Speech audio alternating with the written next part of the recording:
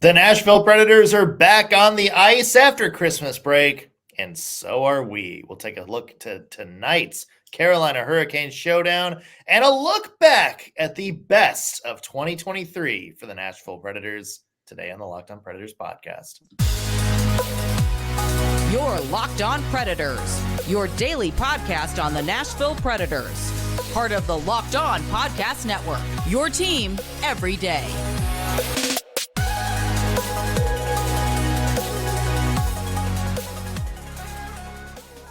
Thank you for making the Locked On Predators podcast your first listen of the day every single day.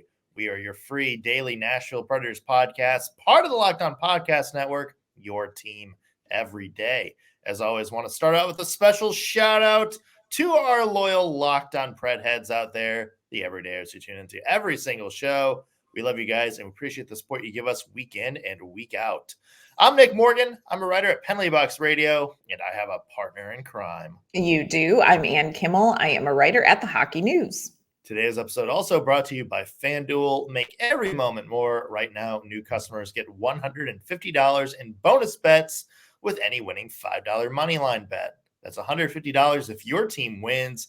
Visit FanDuel.com/lockedon to get started. Well, folks, we hope you had a good holiday break.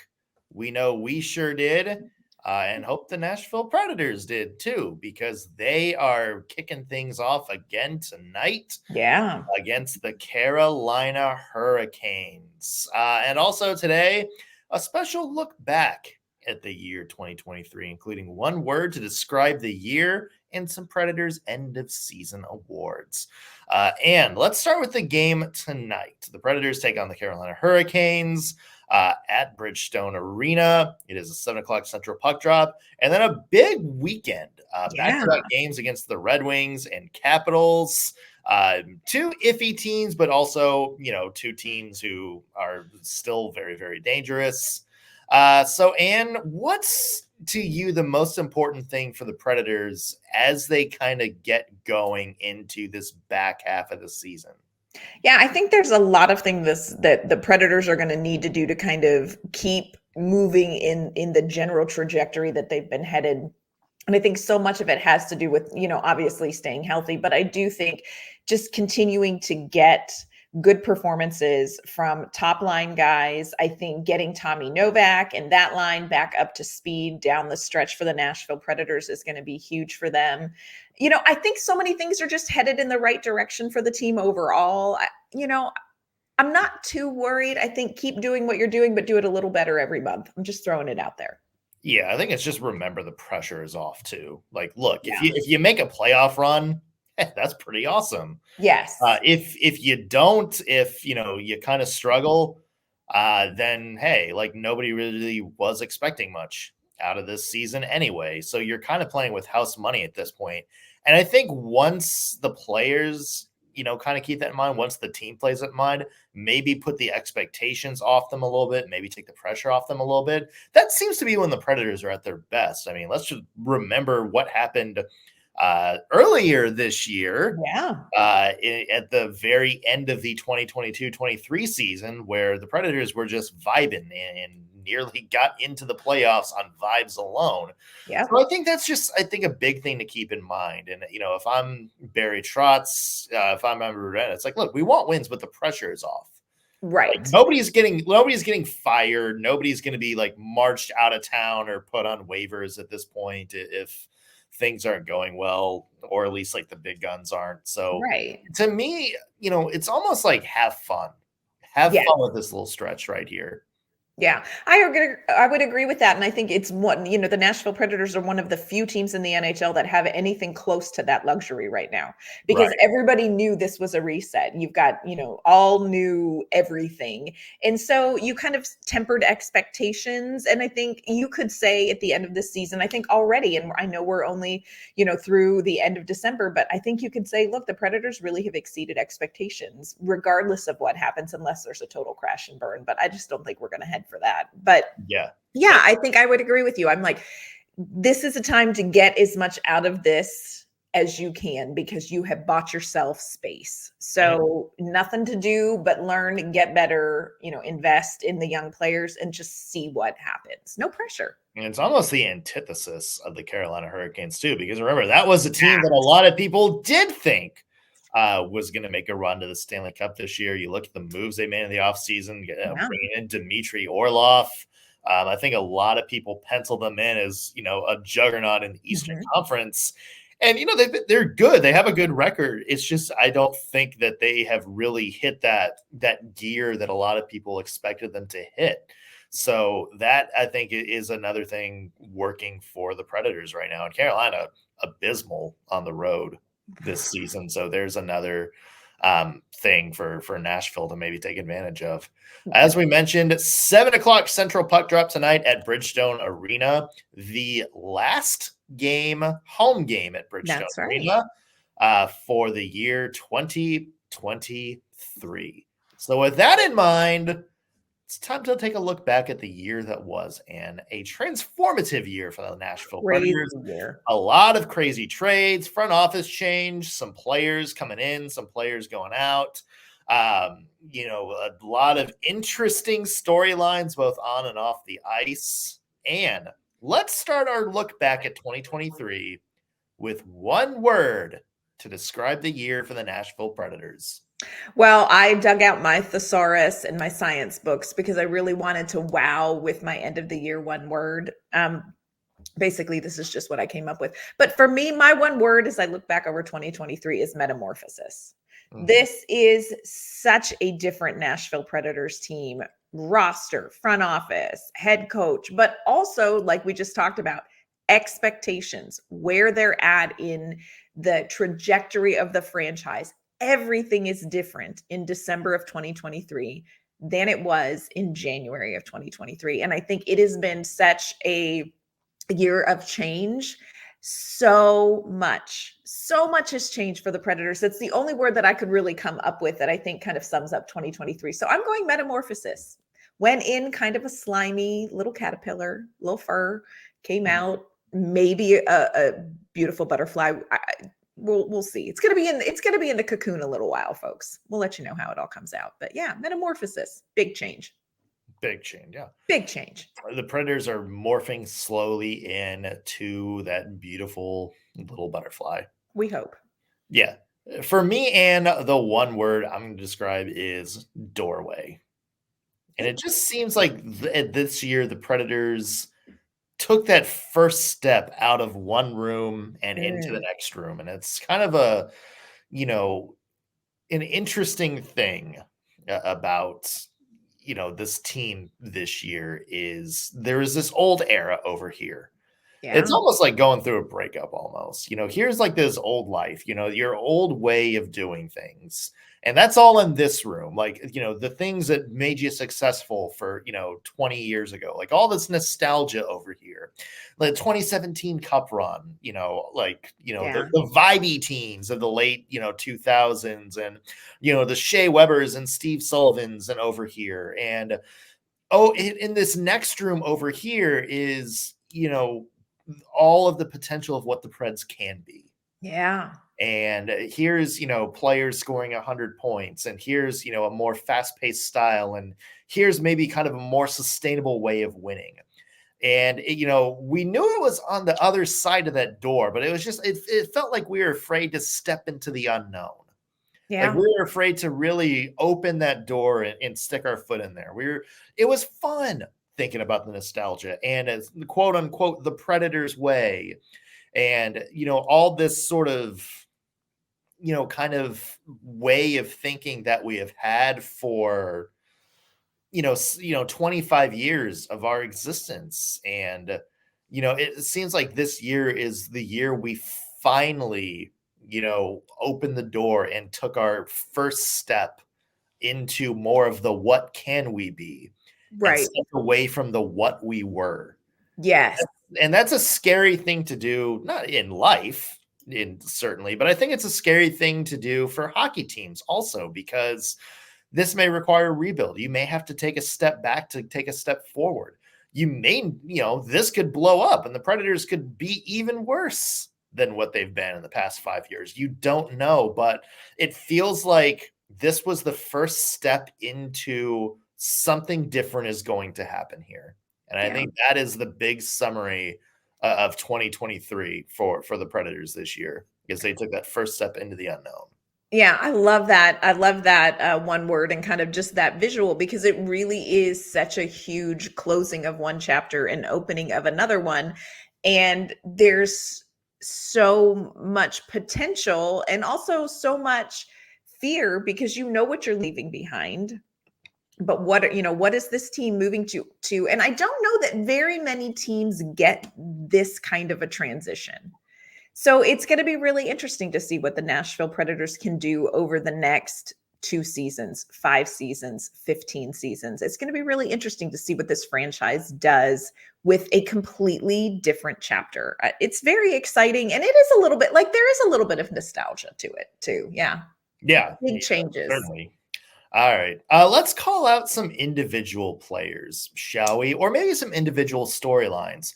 We have end of season awards for a lot of things regarding best player, most improved, and an interesting one, and best rivalry. Yeah. Not necessarily with another team either. That is a fact. We will get to all of that in just one second. But first, want to mention today's episode brought to you by Sleeper.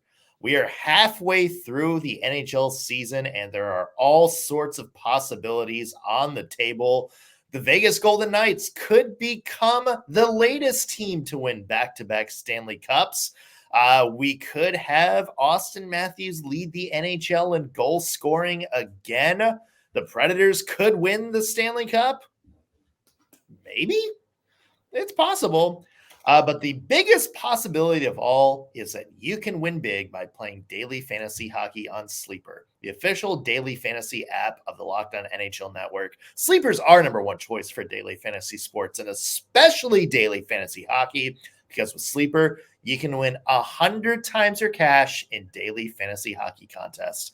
All you have to do is pick whether studs like Philip Forsberg, Brent Burns, Sebastian Aho, Ryan O'Reilly will record more or less than their Sleeper projections for things like goals, assists, saves, plus minus, and more in a given game.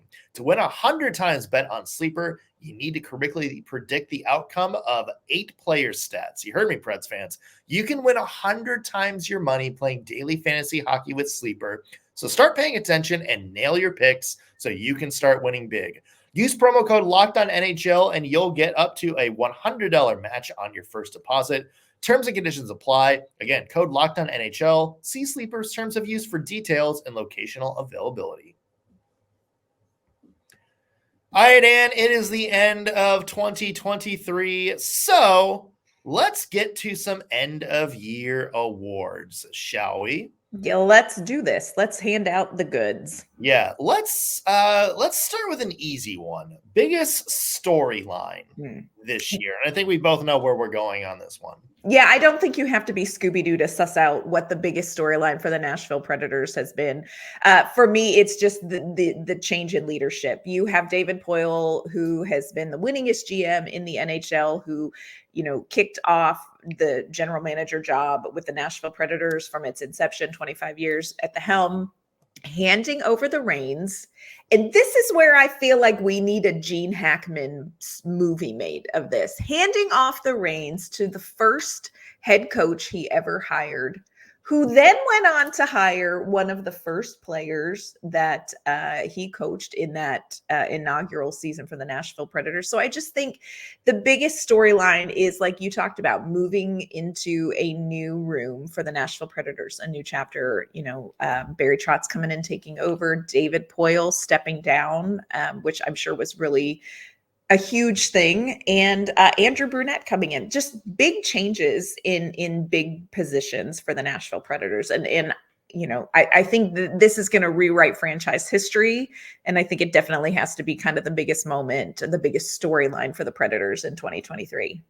Yeah, there's so much. I mean, there is teams that have had, 10 GMs? Yeah. In the past 25 years, but when you mention the interns and all this turmoil, and the Nashville Predators have had David Poile since their existence. Yeah. Like Bill Clinton was the president of the United States when David Poile got this job. Wow. Yeah, Yeah. like Okay. that should tell you just the longevity, and even like the coach, Ann. Like Yes. Vegas has been in the league for 7 years, and they've had 3 head coaches. This is Nashville's 4th in 25. Crazy. And it's just like, this sort of long-standing stability that has been changed a little bit. And yeah, there is some familiarity with Barry Trotz coming back in the fold, and Andy Burnett, the first Predator, and it kind of seems like, oh, there's that like, local kind of who do you know connection. But Yeah. I think it became clear right away that, Barry Trotz stepped up and is like, look, I'm David Poile's guy. I've been in Nashville for 13 years or, however long his tenure lasted that first time around. But he made it clear, it's like, this isn't going to be like, it was those late 2000s. Like we're doing a different way of thinking. Yes. Like we are embracing, sort of a new identity. We are changing what the Nashville Predators makeup is. And I think that was the biggest thing.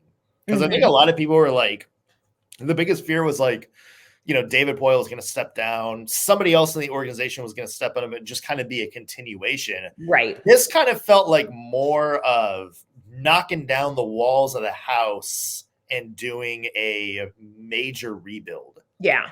And not necessarily, not just with the team, but with everything in the organization, the way they draft, their strategy for scouting players. Just everything about this organization feels like it is evolving. And I think that's a big thing for the Nashville Predators right now. Yeah. Do you think there is any other scenario that could have worked as well for the Nashville Predators when it comes to getting a new general manager? In terms of like just outside or like, yes, bringing in somebody from outside is, because just sitting back and watching other teams bring in a general manager, I look at what Nashville's been through in the transition, and it's been great in the sense that you're talking about. Like, this wasn't just David Poile 2.0. This is Barry Trotz. This is your team. And he did some very different things.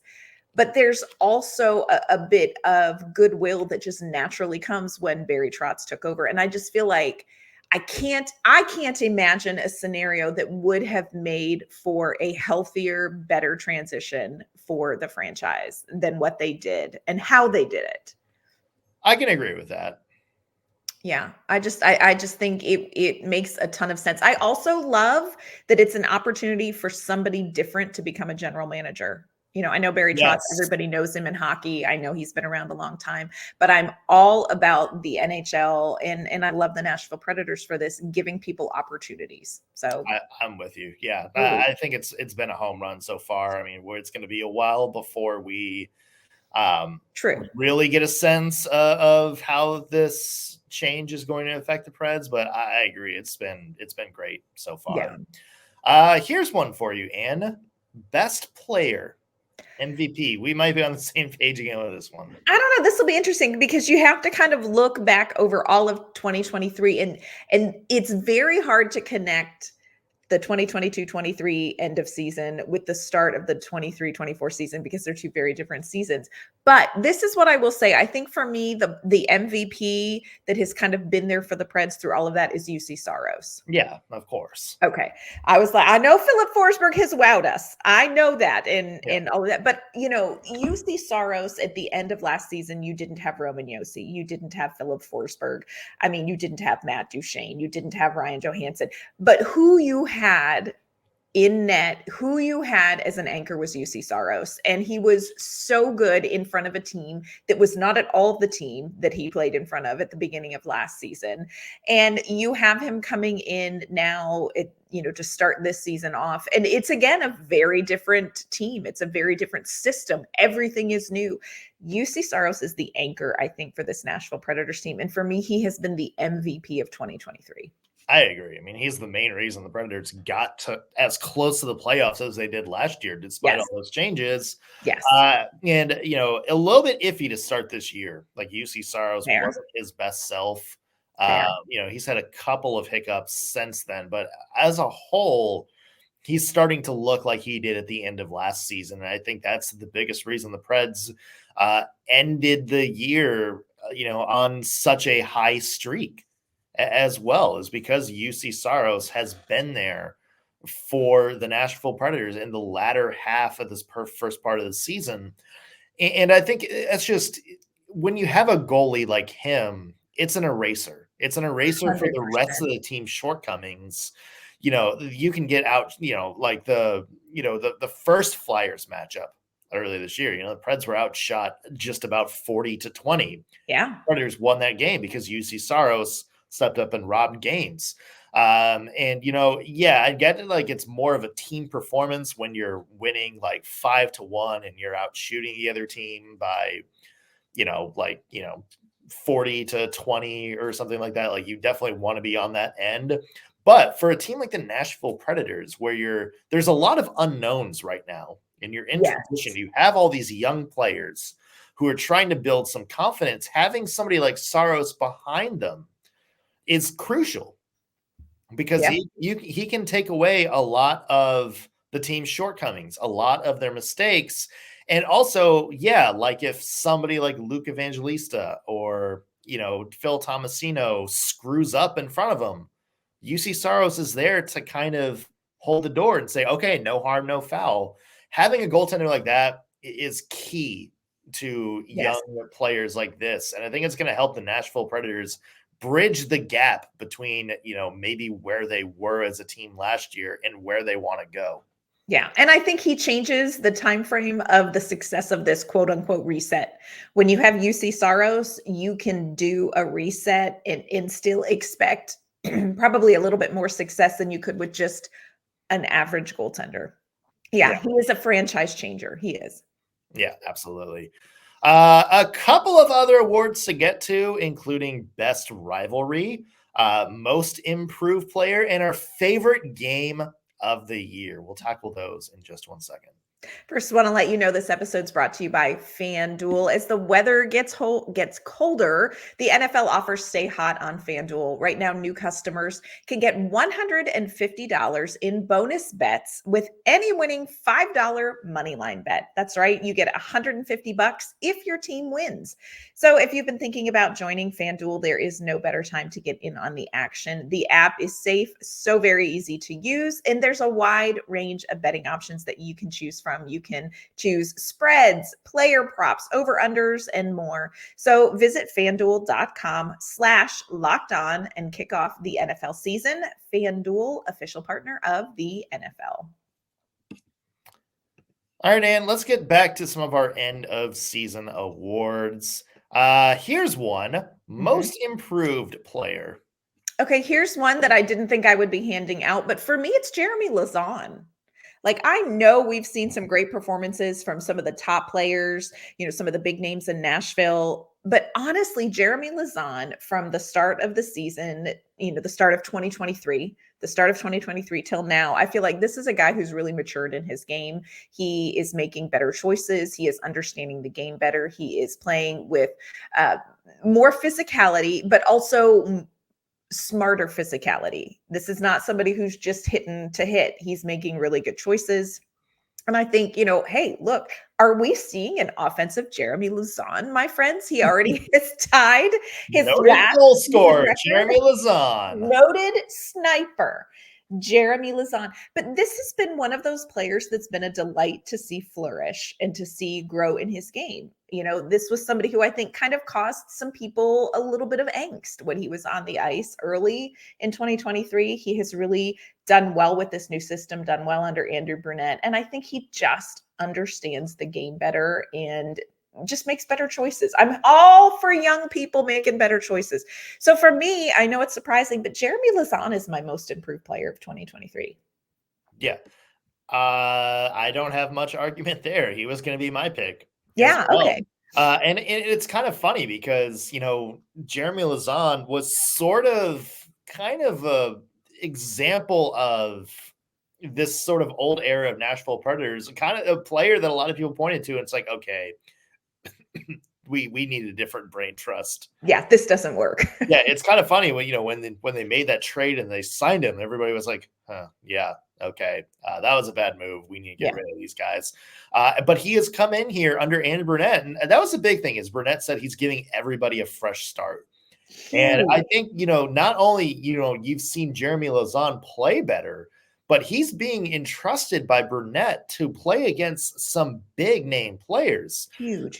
He went up against, Connor McDavid earlier this year. He went head to head against Nathan McKinnon, a lot of these big time players, and he got wins Yes. against him as well. So it's, the fact that not only is he playing a lot better than he did last year, playing more consistent, kind of stepping into almost like a shutdown defender role of sorts, but you're starting to see the Nashville Predators reward him by entrusting him to play in these bigger situations. So I'm with you. Jeremy Lauzon, 100% a guy that I think is much improved. Yeah. Another guy that I would say maybe in the conversation for best rivalry of the year, Anne. Okay. Let's talk about Cole Smith versus the Nashville Predators fan base. God, the rivalry of the year. This is like the thing that made like fans turn on beat reporters. That made them made them hold pitchforks and torches outside the Bally Sports office every night. That made them, throw their computer screens against the wall, like, just yeet their laptops out the window whenever the lineup decisions were announced. I've never it was strange to see this much discourse around one player who was in the bottom line for most of his tenure. Yep. Didn't play bad. Nope. It's like there have been far worse players who have donned the Nashville Predators uniform, more actively, costing the team wins. And I just don't remember. It's been such a long time since I've seen this crazy of discourse around any one player. Yeah. In what is so frustrating to me is that, like you said, Cole Smith didn't necessarily earn the ire that was focused on him. He really became a scapegoat for people who were frustrated with everything about the Predators, with, the style of play, with John Hines, he became kind of this symbol for disgruntled hockey fans. Right. About everything they didn't like about the Nashville Predators. And here's what I love. Every freaking time Cole Smith scores a goal or is successful on his line. And here's what's real, folks. Cole Smith is successful on the ice. When he is on the ice, whether he's playing with McCarron and Tomasino, whether he's playing with Sissons and Trennan, shit happens when Cole Smith is on the ice that works out for the Nashville Predators for the most part. And I hope you all choke a little bit on your wrongness. I do. I hope it burns in the back of your throat like almost their vomit. Because it was outrageous. 100 times better this year than he was last year. Or this season as opposed to last season. I'll say that. He is better. And again, like it was, and I think it was, I can't remember who said it on Twitter, but it was like they're not angry at Cole Smith, they're angry at the idea of Cole Smith. Yeah, sort of this like grit player getting time over some of these like younger high-end skill players. But he's done more to impact games this year than some of those skill players people would have rather have seen him up there against. Yep. And here's my thing. If that's true, go tweet and tag the idea of Cole Smith instead of tagging Cole Smith, because y'all treated him horribly. Yeah. It was terrible. Yeah, terrible. So yeah. All right. Let's end on a fun note, Anne. Okay. Your favorite game this year? This is the easiest. This is his easiest, biggest storyline. Favorite game, April 10th. This was a team where you kind of had to recheck online. I'm sorry, who is playing for the Nashville Predators? Because none of the names everybody knew were playing the Nashville Predators Old somehow. Smith was playing for the Nashville Cole Predators. Smith, baby. And a bunch of young guys who may or may not have shaved for the first time in their lives when they came and started playing NHL minutes. April 10th, game in Calgary. This was a game that was going to decide, are the Predators staying in the playoff chase or is Calgary? UC Saros in net. It was a 2-2 tie at the end of regulation. And Cody Glass, pressure on Cody Glass. You have to make this shot. If you miss this shootout shot, it's over. Playoffs, over. Cody Glass says, hold my beer, and makes the shot. And then, and I can't remember which Flames player got stopped by UC Saros. And then Tommy Novak, who I was sitting next to a guy in the press box from the opposing team last season, and he kept frantically picking up his roster sheet going, who the hell is 82? Who the hell is 82? Who is this 82?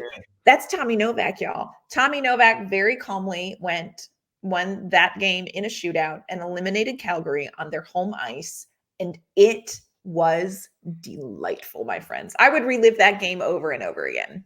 Yeah. And that was, I think, at a moment where the Preds still kind of had a chance.